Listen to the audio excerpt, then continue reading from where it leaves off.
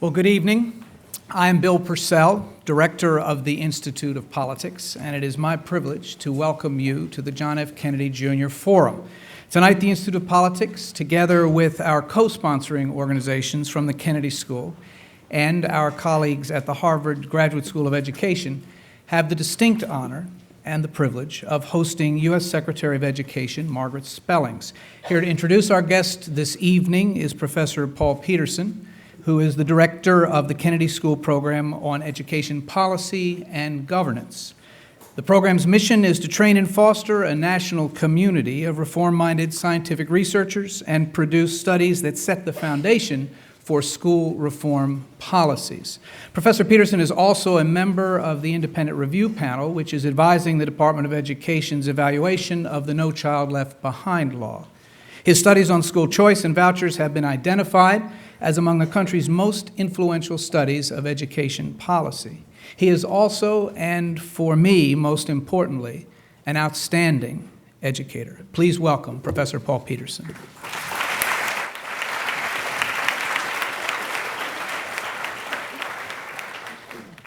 Thank you all. Thank you, Bill. Our topic for the John F. Kennedy Forum tonight is the state of our nation's schools. Few things are more important, even in a time of financial crisis. For if we are to have, over the long run, capable citizens and a productive economy, our schools must perform up to world-class standards. To achieve that goal, we need bipartisan leadership that works together to push the country's school reform agenda forward. It's thus my great pleasure to introduce to you Margaret Spellings, the U.S. Secretary of Education, for it was Margaret Spellings who, as the top education advisor to President Bush, it was Margaret Spellings who crossed party lines to work closely with our own Massachusetts Senator Ted Kennedy to draft the groundbreaking federal legislation we know today as No Child Left Behind. Margaret Spellings, Ted Kennedy, and George Bush all knew that the country needed to start holding schools accountable for the quality of the education children were receiving. They knew the country could not afford schools where students were persistently failing year after year. So this bipartisan coalition steered No Child Left Behind through the congressional labyrinth. And once the law was passed, Margaret Spellings took on the job of Secretary of Education, acquiring the awesome responsibility of making this law work. In her role as secretary, she has imaginatively adapted the law to changing conditions at the local level, while always keeping in mind the law's primary objective, bringing every child in every school up to a level of proficiency necessary to perform effectively in our fast-changing world. And since the enactment and implementation of No Child Left Behind, student test scores have risen, and the black-white achievement gap has shrunk, an accomplishment we hope every future Secretary of Education can repeat. As Secretary of Education, Margaret Spellings knows of what she speaks. She graduated from Sharpstown Public High School in Michigan, earned her BA degree at the University of Houston, where she majored in my own discipline, political science, I'm proud to say. If one's going to be effective in reforming education, it's good to be a political scientist. But last but not least, she is the first U.S. Secretary to be the mother of children currently in school. She knows schooling on the ground. Her address tonight is entitled Educating America, the Will and the Way Forward, and I'm told she will propose a major new reform that will interest you all, as it is designed to make higher education access more fair and more affordable. Ladies and gentlemen, Secretary Margaret Spellings. Thank you, Paul. Thank you for that kind introduction, and thank you mostly for all the good thinking you've done over so many years in public education policy. You are a treasure, and I'm glad that you are doing some very excellent work on our behalf and looking at No Child Left Behind. Thank you to the Kennedy School for the gracious hospitality. I am probably more excited to be in this forum than probably any other cabinet officer, because obviously it's a fine educational institution, and I'm really thrilled to be here. I also want to congratulate you, Mayor Purcell, on your recent appointment here as the director of the Institute of Politics. You have big shoes to fill and lots to do, and I can't wait to see all that you'll do in this institution. Let me also honor the person for whom this school is named, President John F. Kennedy. He and his brothers have been fantastic role models for public service, especially my friend Ted Kennedy that Paul mentioned, who to no one's surprise is at this moment fighting just as hard to win his personal battle as he does on behalf of our nation's school children. Like the poet Tennyson said, he may have been made weak by time and fate, but he is strong in will. That unwavering will of his has inspired public servants on both sides of the aisle, including me. And I'm proud, very proud, to have had the opportunity to work with him to pass the President's No Child Left Behind Act. He was instrumental in creating a spirit of bipartisanship from day one. And frankly, when I reflect that that was just 8 years ago, it's quite a contrast to what we've seen in some ways this week. In Washington, if you can put partisan differences aside in a presidential election year, you qualify as a saint, or at least a statesman. And it's been quite a race to watch, I think, for all of us. Lots of fun, especially if you don't have to have anything to do with it like me. Since I've done that. 6 months ago, of course, we all thought that we'd see a veteran white-haired senator debate a dynamic female leader. We just didn't know it was going to be Joe Biden and Sarah Palin. But it's, I think, useful on the eve of the debates to look back on the first televised presidential debate in 1960 between Richard Nixon and John Kennedy. And something that Senator Kennedy said then still, sadly, rings true today. He said that a black child has about 1/2 as much chance to get through high school and about 1/3 as much chance to get through college as a white student. Nearly half a century later, black students still drop out at twice the rate as white students. And it's a tragedy in this country that we leave so much human potential behind. A tragedy for them and a tragedy for us. Black students are also 1.5 times more likely to be put in special education and 3 times as likely to be labeled as having an intellectual disability, often an undiagnosed reading deficiency that could be solved with the right kind of intervention quickly. But often, the system stamps kids with this label in the early grades, and they're stuck with it for years.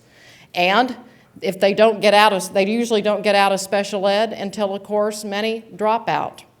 That's what the president has called the soft bigotry of low expectations, and it's wrong in the United States of America. President Lincoln said, "America cannot long survive half-free." And I believe it cannot long survive half-educated either. That's why we need to ask ourselves often, is our education system all it should be? Is it preparing our children for success in college and the workforce? Is it giving them the skills to make a difference in solving the vital issues of our day? Poverty and hunger, energy and prosperity, war and peace. In all candor, we must answer no, not yet. When I talk about reform, the response I often get is, that's not for our children, that's for other people's kids. My kids' school's just fine. In fact, I made sure of it. Other people's kids. You would think we were asking for the stars and the moon with No Child Left Behind, for something that's undoable and unreasonable, but we're not. What we're asking our schools to do is to bring our kids to grade level in reading and math by 2014.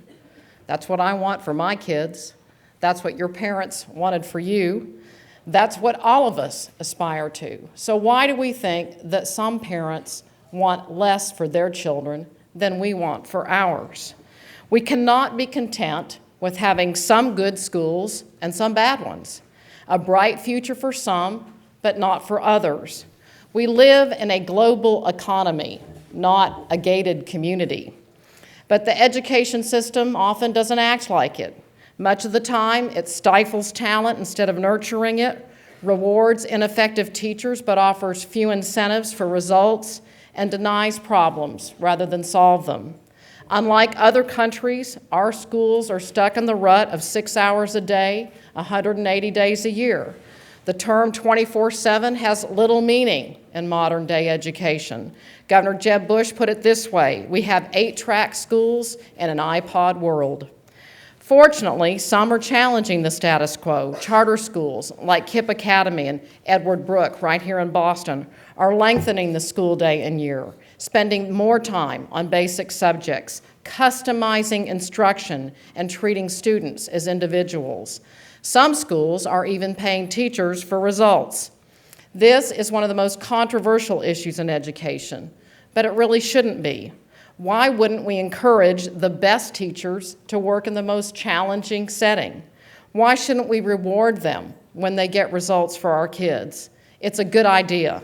And that's why the President and the Congress worked together to create the Teacher Incentive Fund, which allows districts to start to do that. The No Child Left Behind Act is also spurring change and innovation. Earlier this year, I visited Sequoia Middle School in Georgia. 3/4 of its students were born outside of the United States, and they were not being given the education they deserve. After 5 years of underperformance, Sequoia was restructured. They got a new principal, and new teachers were hired. A rigorous curriculum was adopted, and the students responded, turning that school around. We cannot have diversity as an excuse for underperformance. With No Child Left Behind, we've shifted our national conversation. Instead of asking just how much do we spend, we now ask, how are our students doing? Are they learning? And we're holding ourselves accountable to change if they aren't. We have a lot more information than we did 6 years ago. It's because states test kids annually, disaggregate the data, and attach consequences to it. We now know how our students are doing.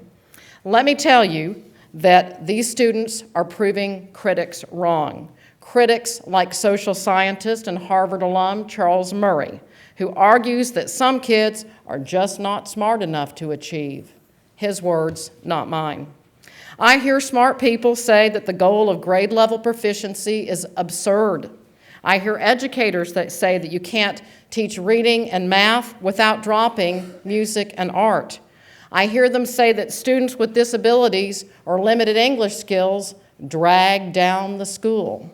But that's wrong. In fact, those students are making some of the biggest gains in the country. Let me quote my friend and another Harvard grad, Michelle Reed, the chancellor of the DC Public Schools. She says that to respond with anything but radical change is to insult the dignity, potential, and creativity of our children. So instead of blaming our kids, we need to start serving their needs, even if it makes a few grown-ups uncomfortable. Reform isn't easy, and it's never finished. That's why we need the support of the higher education community. You have major skin in the game. You pick up where K-12 schools leave off, paying the price with remedial coursework and lost opportunities. Over the past 3 decades, our federal investment in higher education has tripled, yet college attainment is virtually flat. In 1975, America was number 1 in college completion rates. In 2005, we were number 10. Let me give you a more personal example. Last year, I sent back to the U.S. Treasury more than $500 million in unused academic grants for low-income college students. Why? Because not enough had been offered or had taken rigorous coursework in high school, coursework essential for college admission and success. So we may have the will, but it's the way that has me worried. 3 years ago, I asked some of the brightest minds in business, academia, and government to serve on my Higher Education Commission. They offered thoughtful solutions to improve access, accountability, and affordability. They debated ways to make higher ed more agile, more efficient, more responsive. In fact, they kicked off a vigorous national dialogue for change. One area that requires radical change is federal financial aid. I'm guessing many of you students have filled out this form. Have you seen this? Actually, you probably saw it online, so you might not have known that it was 7 pages front and back, but here it is. It's the FAFSA, catchy name, 6 pages long, more than 120 questions, asks you how old you are in 3 different ways. It makes you wish for tax day. It's red tape like this that keeps 40% of college students from even applying for federal aid. That's nearly 8 million students. And we believe most of those students would be eligible for some sort of federal support. We should be knocking down barriers, not putting up hurdles. And it starts with simple things like this form. Instead of filling out this, you should fill out this, 2 sides. This new form, coupled with other financial aid reforms, will provide real-time information on how much aid you can expect to receive from the federal government, as opposed to how much you are expected to contribute, which is the case now. This will put you in the driver's seat with more time to investigate your options. I've been working with Congress on this issue. They asked my department, as part of the new higher ed legislation, to recommend how best to simplify the form, and I'm doing that now. Then they added 7 new questions to it when they renewed the Higher Education Act. But that's Washington for you. I've been proud to be a part of administration that is knocking down barriers to college success. We've raised the maximum Pell Grant award from about $3,700 to more than $4,700, and about 2.2 million more students are receiving federal aid. But as I'm sure you know, the Pell Grant has not kept pace with rising tuition. While Harvard's $35 billion endowment will help you graduate with less debt, others are not so lucky. The average private school graduate leaves college with $20,000 worth of debt, and 1 in 10 has about $40,000 worth of debt. This often closes the door to opportunities like public service or teaching. So does the current credit crisis, and I certainly hope that Congress will pass a financial rescue plan that ensures that private student lending, that is also an essential part of college attainment, is not disrupted. I know they can do it because we came together last spring in a bipartisan fashion to ensure that federal student aid would be available for this school year, and it has been. These are just a few of the changes we need, and we need to act now. Let me say a word to the students in the audience. In these very consequential times, I know you're eager to make a difference, and I'm so glad of that. And you will have the means to do it because of this education. You have been blessed with one of the finest educations in the world. You're earning not just a degree, but status as a role model in society, a role model for others, especially those who come behind you. Have the will to use that gift, to pay it forward. Help a child learn how to read. Volunteer to make your community safer. Ask a teacher what he or she needs, or better yet, become a teacher. Think about Teach for America. Visit institutes that will help drive education policy, like the new Education Innovation Lab right here at Harvard. You never know where your efforts will lead you. Maybe you'll end up being the Secretary of Education. But your leadership is needed because where Harvard leads, others follow. Service is what inspired me to get involved in education. It inspired the creation of the Kennedy School, and I know it inspires you. I can't wait to see what you'll achieve for yourself, for your country, and for our children. Thank you, and I'd be happy to answer some questions.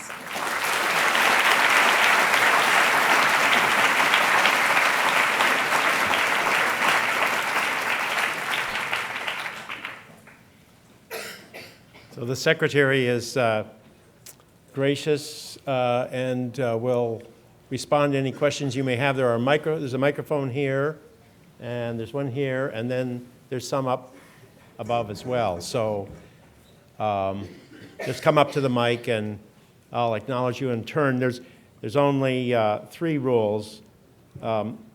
Identify yourself first. Just ask one brief question, no speeches, and the best questions end with a question mark. Yes. Okay. Hi, Secretary Spellings. My name is Ann Horwitz, and I'm a master's student in the International Education Policy Program at the Grad School of Education. I'm sorry that my question doesn't have to do with the proposal that you've unveiled tonight, but I am wondering if you could explain, please, could you please explain why the Department of Education, why the U.S. government has decided to discontinue its involvement in the IEA civic education studies? Thank you. Well, as you know, we are required to respond to various congressional mandates, and many of the things that we have endeavored to research with respect to efficacy have been looked on, unkindly by some in the Congress, because obviously when you have data and information and research, then things happen with that information. Some programs that are proved up to be ineffective are sometimes not funded. And so the kind of research that my department, and frankly every department in the government does, is under scrutiny at all times because of the potential consequences for current funders. And I'm pleased when I hear on the campaign trail both candidates talking about how they're going to look at efficacy data, look at programs that work, and hold ourselves accountable to fund those that work and change those or eliminate those that don't. Politics. Yes, sir. Hi, my name is Josh Donish-Frus, and I am a Master's of Theological Studies student at the Divinity School. And my question is this: how is the United States involved in promoting and furthering education internationally, particularly in the developing world? Well, that's a great question, and we are a partner largely with USAID. Primary aid such as that, international aid and human capital development and so forth, health investments and the like are funded through USAID, as I'm sure you know, which is part of the State Department.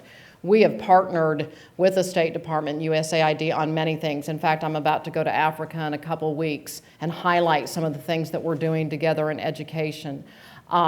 One of the things that we've done at the Department of Education is lead delegations of university presidents around the world to foster more two-way exchange, to say that we want and welcome international students in our higher ed institutions of all kinds, not just elite private institutions like this one, but community colleges, public four-year institutions, and the like.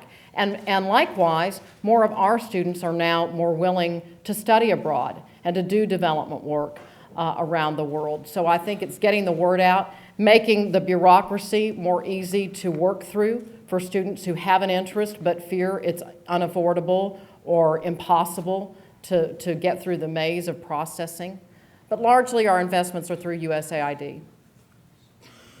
Yes, sir. Spelling, thank you for coming to the Kennedy School. My name is Omar Yanad. I was a 5-year teacher and an MPP 1 here at Kennedy School. My question is, with 26 states now deeming No Child Left Behind unconstitutional and an insurmountable amount of evidence to suggest that minority students and low-income students are actually being hurt by No Child Left Behind Act, how would you address these specific concerns?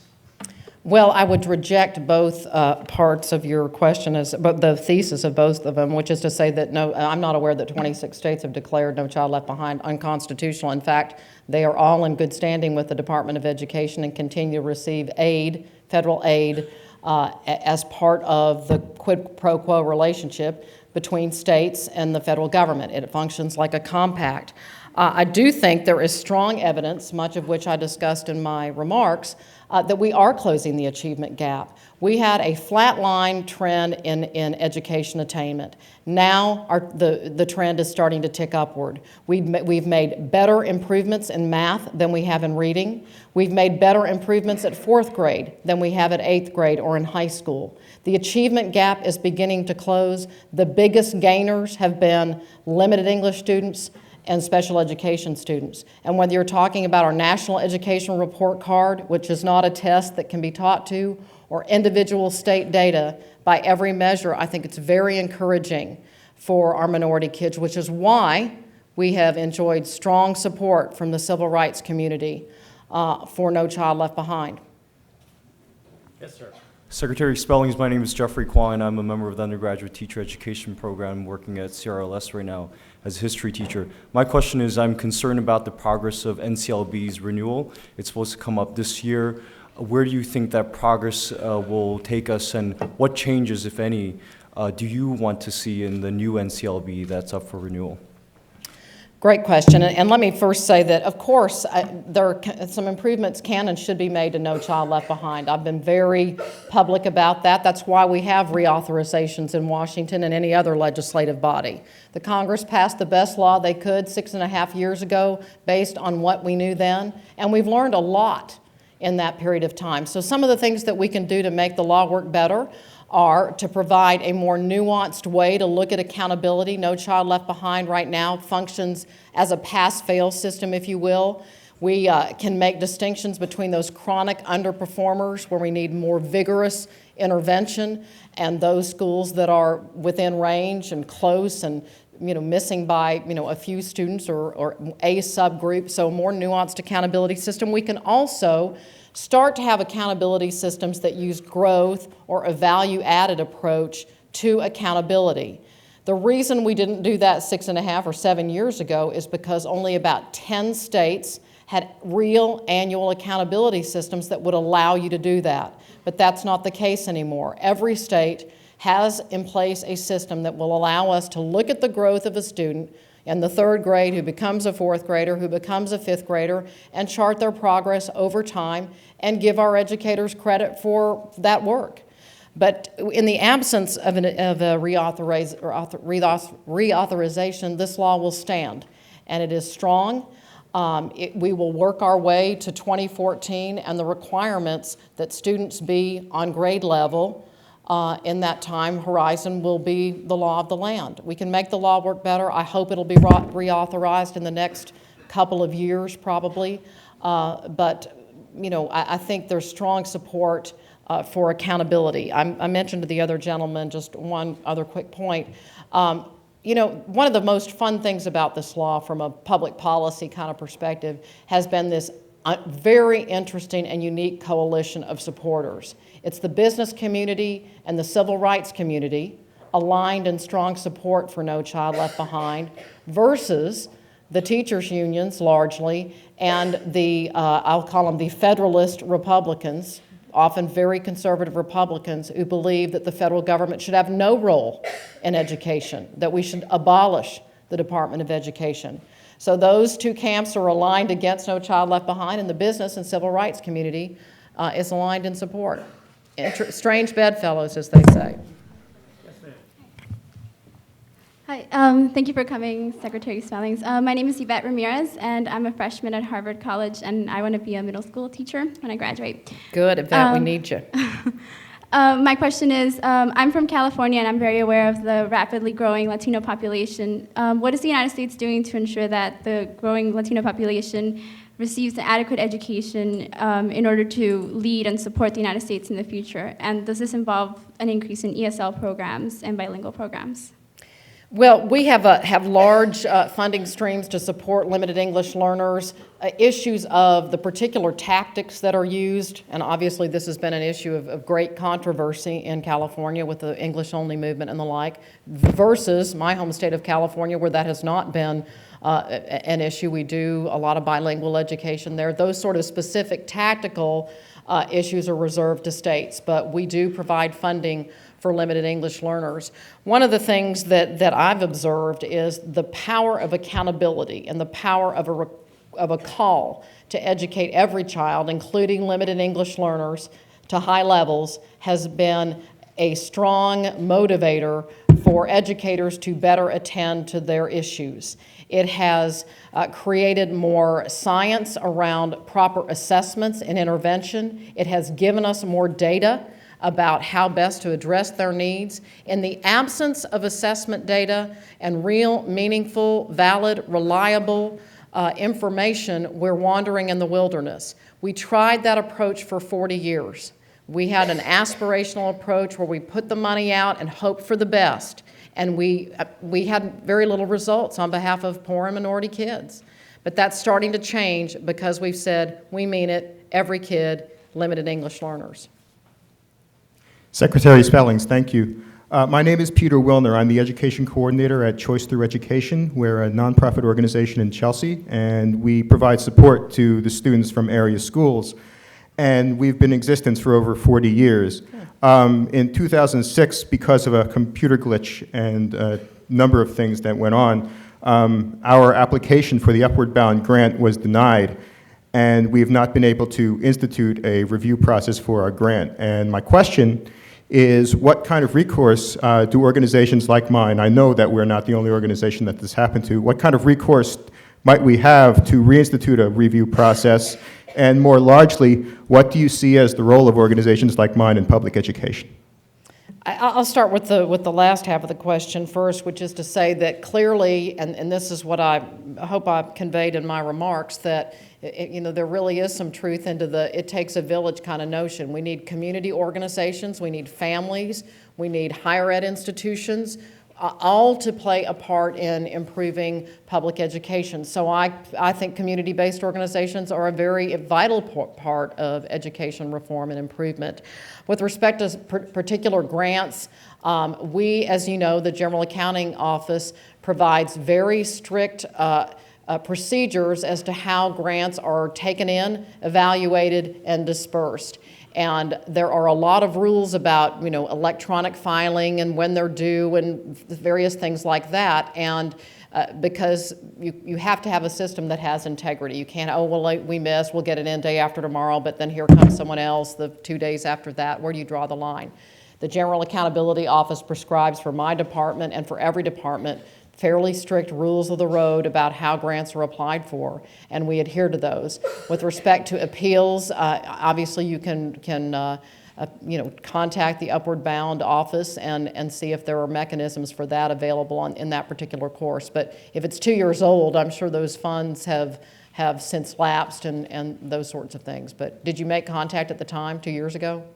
There were a number of emails and phone messages and letters from our senators and congressmen that went back and forth, and they were largely not answered. So the answer is yes, there was not much action taken on it from CCR and from the DOE. Yes, as I said, sometimes it's regrettable because there are obviously lots of well-intended people who are doing good work. We have to have, sort of black and white standards about, who is an eligible applicant and not. But, I'll be glad to look into your specific situation. Thank you. Appreciate it. Yes, sir. My name is Sheng Zhao. I'm from China. I'm working at the university in China. Now I'm a research fellow at Asian program here. And I have two questions. One is from myself, another from my colleagues. They are sitting upstairs. The first question. Are they too afraid of the secretary? From myself, and how do you think the education system, education policies in other countries like China or Japan? The second question is We have a one-question rule. Okay. I'll ask the question from my colleagues first. Okay, and sorry, because four colleagues are waiting for the answer. I guess the question is, how do at federal level, how do you supervise the education system, education policies at the state level? I guess each state has its own education system and policy. Right. Both good questions. So let me start with your question.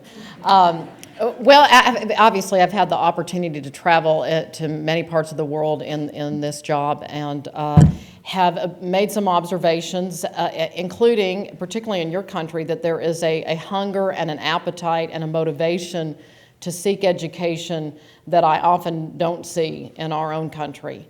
And I think it's something that maybe is cultural, that maybe, I don't know, but certainly people seem very eager to work very, very hard, long hours, many more days than we do in the United States of America, very deep and rigorous math and science instruction that is far beyond what you might find in an American high school. So an intensity, I think, for education, particularly in Asia, that you might not see, certainly in every school in this country. The second thing I would say is the role of the federal level, and actually these questions are somewhat linked.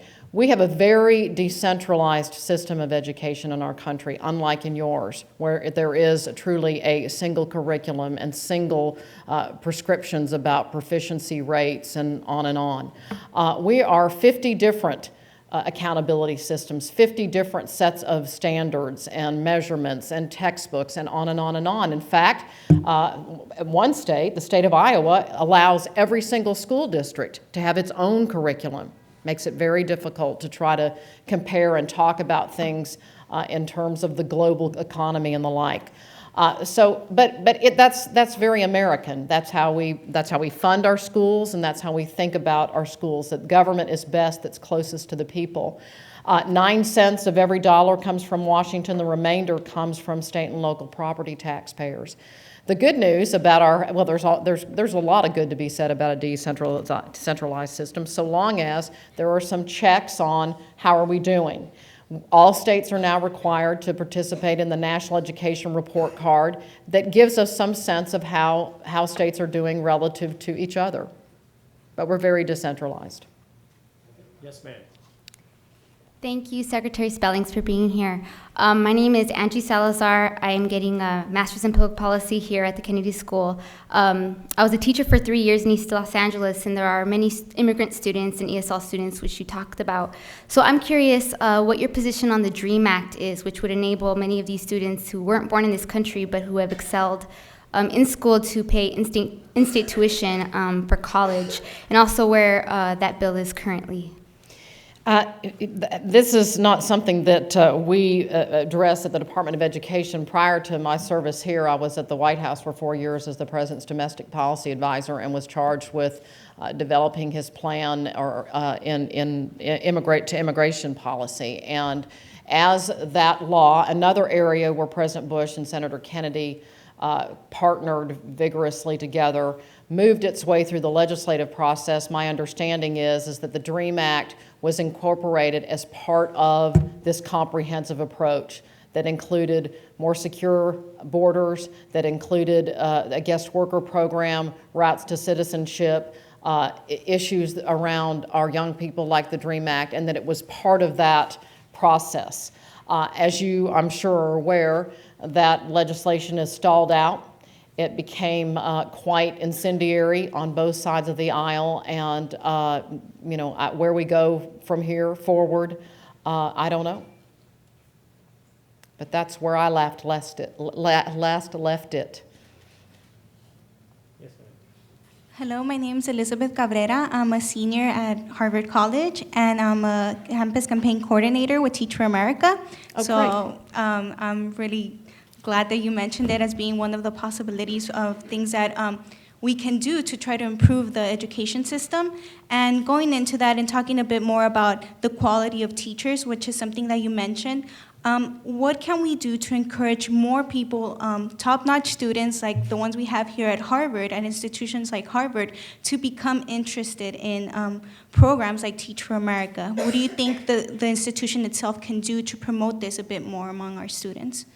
Great question, Elizabeth, and thank you and congratulations for working in that program. In fact, I was telling Paul earlier today, I happened to have lunch with Wendy Kopp today to talk about some of those issues. And I think there's some very encouraging news about young people in our country, and that is that you all, and I have as Paul said, I'm the first mother of school children. I have a daughter who's in college myself, are very interested in public service as a generation, including programs like Teach for America. Teach for America vies for first or second place as one of the top recruiters on college campuses. They vie with Enterprise car rentals, a little bit of trivia. But I think there is a willingness and there is a will with young people. I do think things we can do in the system is to make it easier to embrace and become part of it. And I think that's not only true for inspired young people like you, but for people like me who might want to get into teaching later in your career. And I think we need to facilitate licensure as Teach for America does. And try to break down barriers. I think we also need not think that, if we think we can make scientists and mathematicians out of teachers, we also ought to think that we can make teachers out of scientists and mathematicians. Hi, my name's Jen Holler, and I'm a graduate of the college and the ed school, and I've worked as a teacher, a principal, running principal preparation programs, and now doing some foundation work. My question is very similar to Elizabeth's, but sort of more at the policy level. I'm wondering what you think is going to meet the need for the human capital that we have, both at the teacher level and the principal level, and more specifically what the Department of Education is doing to really fill that gap. Because right now, one amazing statistic I just saw the data on last week was that of people who indicate that they're interested in going into public school administration and take the GREs, they are 86th out of 286 different categories in their scoring on the GRE. So how are we going to get, it's so great to hear all these Harvard people excited about going into teaching, but how are we going to get sort of even the middle rung of people in large enough numbers to meet the human capital needs that we have? Well, Jen, now you've hit my button, so sit down. Well, we have got to start to challenge our structures. I mean, we have a public education that is set up for the grown-ups more than it is for the kids. The way we allocate time and people in this enterprise called public education is not very rational. If you have a PhD and loads of experience, you're going to cream puff high. If you are brand new and unsupported and have a low score on the GRE potential, I'm not casting aspersions, you're in our most challenging educational setting attempting to do the most difficult work. Our pay systems, our seniority systems are set up to have those sort of odd effects. And we simply have got to start challenging these traditions and sacred cows or things that we have done in education if we're going to reform education in meaningful and real ways. The other thing we need to do is, today, if you want to be a teacher, we say, well, here's the conditions that we'd like to have you. We would like you to come up here 185 days, no more, no less, or thereabouts. We want you to work under these work rules and conditions, et cetera, et cetera. If you're a scientist and want to teach 2 sections of chemistry, we don't have a place for you. We have no way to use adjunct personnel like almost every institution, higher ed institution in this country. Adjuncts are a huge way that kids are accessing higher ed curriculum. So we have to rethink all these things. And we have just begun to provoke those issues because we have put laser-like intensity on the needs of kids for the first time. So that's my soapbox. The second thing, and what can the government do about it, is we have a $100 million teacher incentive fund that is in year 2. The president would like to double it. It's been quite controversial with the teachers' unions, as you might expect. But today we have about 34 grants in 19 states that are starting to experiment with pay and other incentive systems to reward our teachers who do the most challenging work and to pay them better for doing it. A bold and innovative concept. I'm gonna break this thing.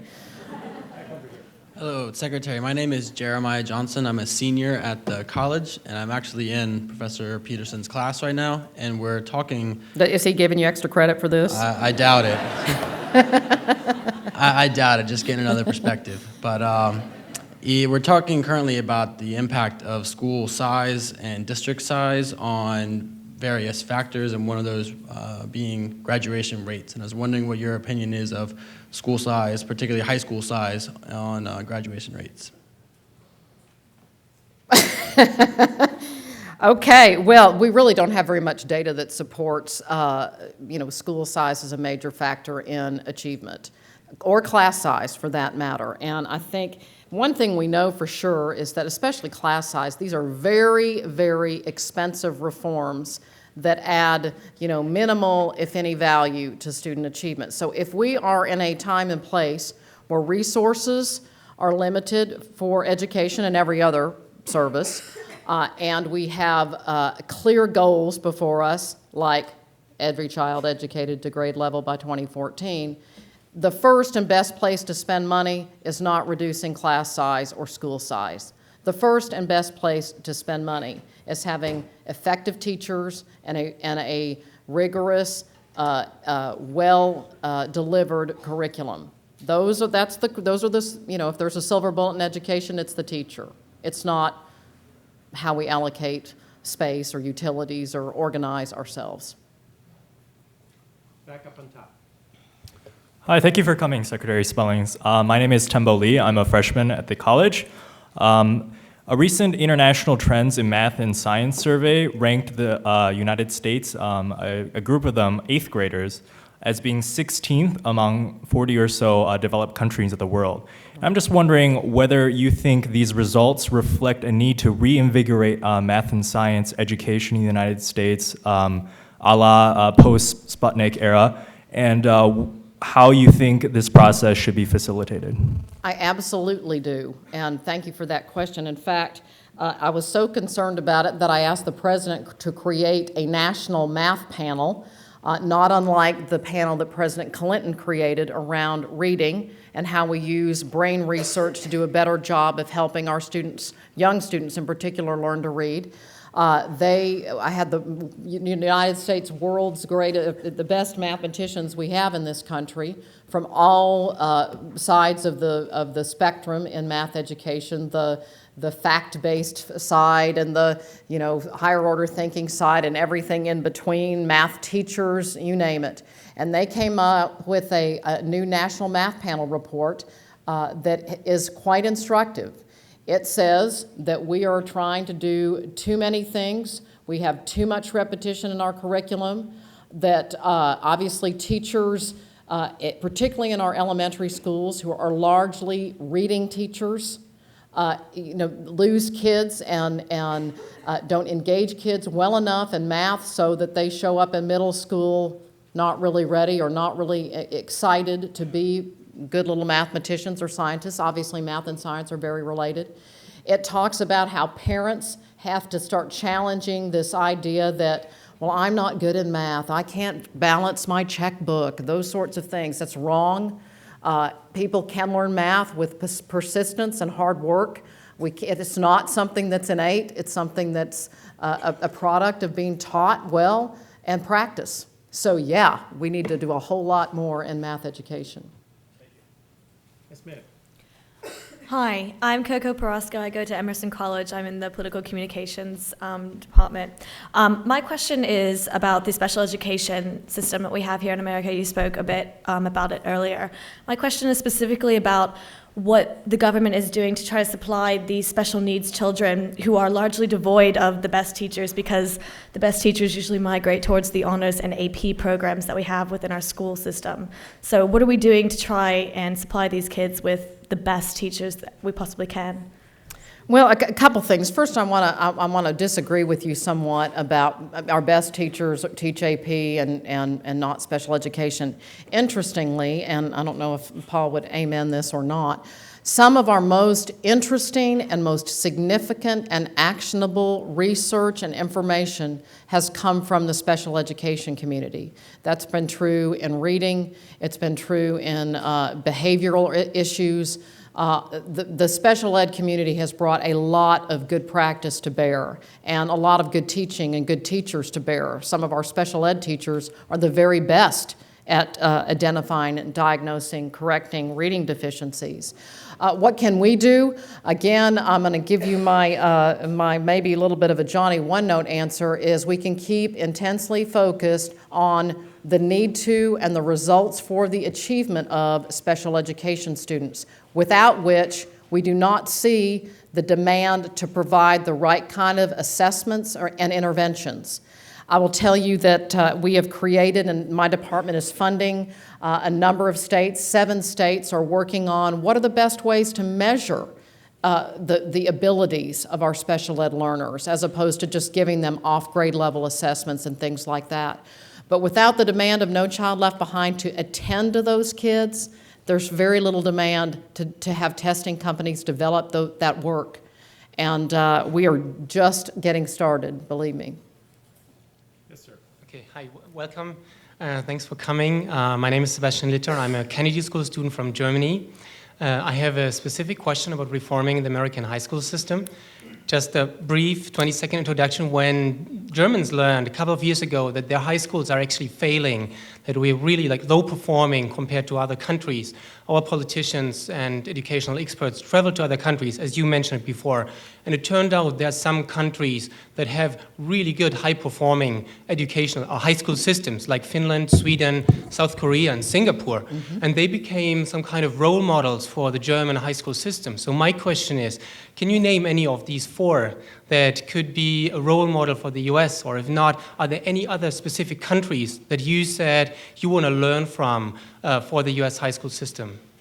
Well, again, in countries like Germany, and I've had the opportunity to work with the education minister on some of these issues, they're very centralized. So they can look in a one-size-fits-all sort of way and say, oh, we have a problem in high school, therefore we will get a new curriculum that will be universally applied. We will, do this kind of teacher training that will be universally given, et cetera. So it's a different sort of policy problem than a system where we have 100,000 schools and 50 million school children spread out in 1,600 different school districts in 50 states.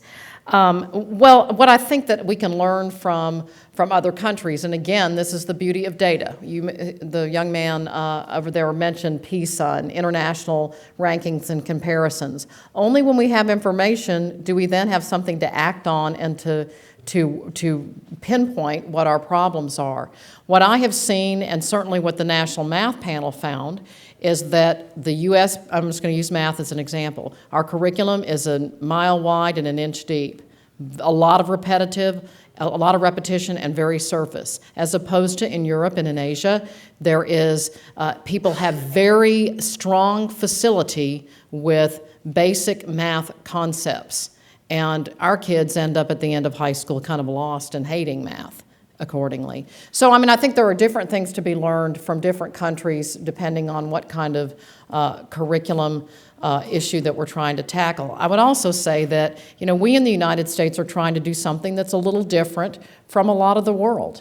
We are not, virtually homogeneous like the people who lead the world, like Singapore and Finland. We have great diversity, which we treasure and embrace. But so we're trying to do different work than other people around the world are trying to do, and it is a challenge, but it's certainly a solvable problem and something that we can do as Americans, I believe. Hi, Secretary Spellings, good evening, thank you for coming. My name is Trace Carter. I've been a kindergarten teacher for 5 years. And my question is with regards to the achievement gap. It seems to have been a very accurate, or one of the best ways of measuring our progress in terms of increasing educational equality and doing what we're all here to do. With regards to looking at the achievement gap as we continue to do that work, the phrase achievement gap turns up 730 times on one of the candidates' websites regarding education, and one time on the other candidate's website. What can be done by the people in this room to close the awareness gap of That's a huge, absolutely. Bravo, I'll clap too. You know, I'm getting a lot of interviews as my term in office ends about, you know, what I wish we had done better at. And the answer I always give is we have yet to fully help the American people understand what's at stake. Why is it that it's not enough for me in suburbia to get a good education for my child? Why should I care about the kid in Boston or Laredo, Texas, or East LA or whatever? What's in it for me? And we have done a poor job of helping the American people understand that if we do not, and you know, forget the wrong and right, the right thing to do, the moral thing to do, the proper thing to do. I mean, we are not going to live in the greatest civic democracy and world's innovator and leader if we don't. And you know, so I think that's part of telling the story. But part of telling that story is being able to specifically describe what the issue is, how much gap there is. We can't have the ostrich approach of just, it doesn't exist. We tried it, and we were complacent. We haven't really gotten serious about a lot of these things, and I think you're right, there is a huge awareness gap. I hope, Kevin, that you will, is that your name? Trace. I hope that you'll, kindergarten though, right? I hope that, you know, you'll help change that. Now, obviously, as a teacher, you do, but I'm all ears on how we can do a better job of doing that. Me too. Thank you very much. Thank you for coming, Secretary Spellings. My name is Aaron Bregman. I'm a recent graduate from American University in D.C., and I was a secondary education master's student in history. And my question for you is, you've talked a lot about how young people need to become teachers, and I think I qualify as that, but I've been having a lot of trouble finding jobs. What would you recommend to young young recent students who graduated to find a job, let's say in the Boston area or anywhere for that matter? Well, I will tell you, and Wendy, as I said, the head of Teach for America, and I talked about this today, Boston is an extremely attractive place for teachers. They don't feel like they need to use much in the way of alternatively certified teachers and so forth. So if you're really interested in education, and Boston proves challenging because there's an oversupply, and it's a relatively small school district in you know, compared to many other urban centers, you know, you might need to take your calling to another location where you're desperately needed. I just found that a lot about schools, like Washington, D.C., where American University is. A lot of just one more thing. A lot of schools where I apply to, they say though that you need more experience. So I'm just curious how you expect for college students to get more experience besides student teaching. If there's no other way to do it after you graduate, like do you just recommend substitute teaching or any other specific things you Certainly can recommend? substitute teaching, private schools, teachers' aid, all of those sorts of things are useful. I think, as I said, there are places where that's much less of an impediment that you might find in this community. Yes, sir. Thank you for coming, Madam Secretary. Sure. My name is Ali Khan. I'm a joint medical and public policy student here at Harvard. And one thing that's really struck me on my clinical rotations in inner city Richmond has been the potential mechanism of education and its role as a social determinant of health. Mm-hmm. That being said, a lot of times the issue that we deal with in the healthcare sector, and what I see is the problem in a lot of the initiatives that we see in the education sector, such as with Teach for America, is the issue of sustainability. Mm-hmm. So I'd be interested to hear your opinions on what exactly the federal government needs to be doing to ensure that we, you know, can adapt sustainable mechanisms of ensuring that teachers come into a system, whether it be in the inner city or in rural America, where their efforts are needed, and then stay there, so their efforts are not only started but maintained. Are the reforms proposed by Michelle Rhee, as you mentioned earlier, a mechanism potentially adapting that, or is something else entirely needed? Well, specifically in D.C., we don't know yet. A lot of the things that she's trying to do there are brand new and have not been tried before. But I think they're very encouraging. I mean, in Texas we say if all you ever do is all you ever done, then all you ever get is all you ever got.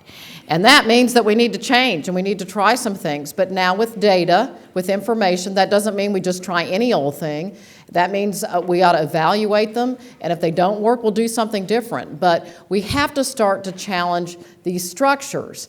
The givens in American public education are, we're going to go 180 days, we're going to go for 6 hours a day, we're all theoretically going to proceed at the same pace. That's wrong. And on and on and on. So we need to start challenging these assumptions so that new and better ways will develop out of that. Now, there are some sustainable things that are very effective. We know that there's no substitute for good teaching and a good teacher. Someone who is, has rich content knowledge. I mean, this is,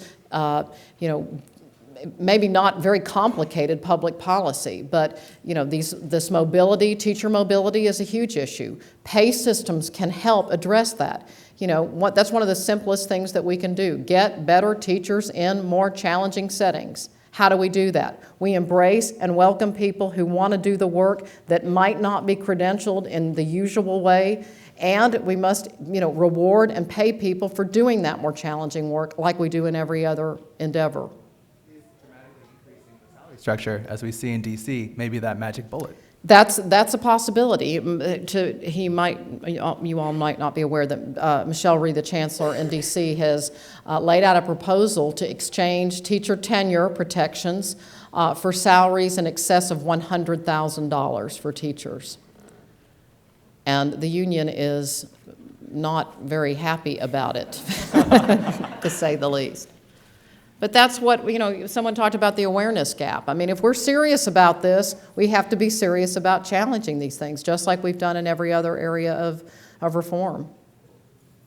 Yes, ma'am. Hi, Secretary Spellings. My name is Neha Jain, and I'm a freshman at the college. Earlier, Jeremiah brought up the topic of the high school dropout rate, and currently our national high school dropout rate is at 30%, and it's at 50% for minority students.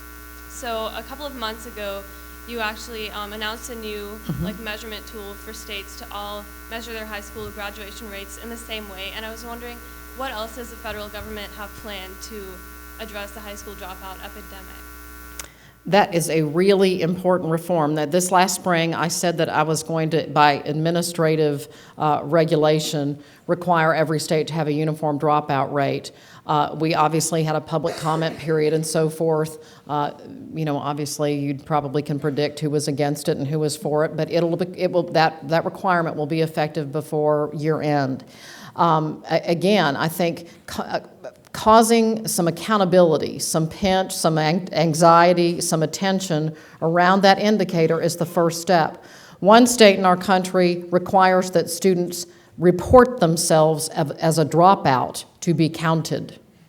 So we need a little more truth in advertising. When people, I think back to the awareness gap, start to understand, I mean, it ought to be horrifying to people that half of the minority kids who show up in the 9th grade don't get out of high school in 4 years. That's just wrong. It's untenable for our country, period, particularly as we become more diverse. But we have to stop kidding ourselves that we have a problem, and that's a big part of why we need one indicator that's comparable across the country so we can get real. Well, we've had a lot of questions. We'll take one more. Hi, Secretary Spellings. My name is Jen Nagurney. I'm a former Teach for America Corps member and a student at the School of Education in Education Policy and Management. And what are you going to do next? What will you do next? I'd like to work in urban school reform. Or teach. The more time I spend listening to people talk about education, the more I want to get back to the classroom. While I was in the classroom, No Child Left Behind was implemented, and a lot of the teachers, the students that I spoke to about it felt a real disconnect between the laws and the needs of the students. As we're looking at reauthorizing No Child Left Behind, I'm wondering if you could explain the extent to which teachers, parents, and students have been involved in the policy decisions. Where is James? Is James Liu here? Say it again. There he is, way up there. I created recently a Teacher Ambassador Fellowship where I have 20 teachers from across the country who are sort of teachers in residence. They are like consultants to the Department of Education, including James Liu up there. And there's another teacher in Boston whose school I'm going to be visiting tomorrow, Charleston High School. And then I have 5 teachers, this has been modeled after the White House Fellows Program, who leave their classroom for a year with the support of their school district and come and serve full-time with us at the Department of Education to do just what you have said. Get more sort of real-time feedback about, will this play in Peoria? across my department. So obviously people with special ed expertise are helping in that arena. People who are involved in teacher professional development or interested in those arenas help in that area. So I think that's one important way. I hope my successor, whomever it is, will continue that kind of approach. I think parents are often harder to engage. I try to highlight programs where school districts and systems go to parents as opposed to say, parents, please come to our school at 10 o'clock in the morning for a parent conference. I know it's the work day, but to highlight models. But I think you're absolutely right about, better ways to have teachers and policymakers partner together. And I think, what I see is young teachers and Teach for America teachers are very willing to embrace accountability. You want to be effective. Of course you do. We all do. And what is it that we can do at the policy level to help make policies that help you be more effective, you and other teachers like you? Speak to the effect that students have had, the role that students have played in the discussions? There are in Washington, there are student organizations or organizations that represent student issues, but that's a little more vexing. Obviously, as I travel around the country, I talk to students and have roundtables, especially in high school. We can get better feedback, but it's something that we probably haven't done a good enough job of. The Gates Foundation recently did an interesting survey on the dropout rate. And there was a lot of good feedback. A lot of kids who drop out of high school drop out because it's boring, irrelevant, a waste of time, they have to work. They're not failing necessarily, but I think we can do a better job, especially at our high schools, of understanding who our customer is. Thank you. Thank you very much. Thank you. Available.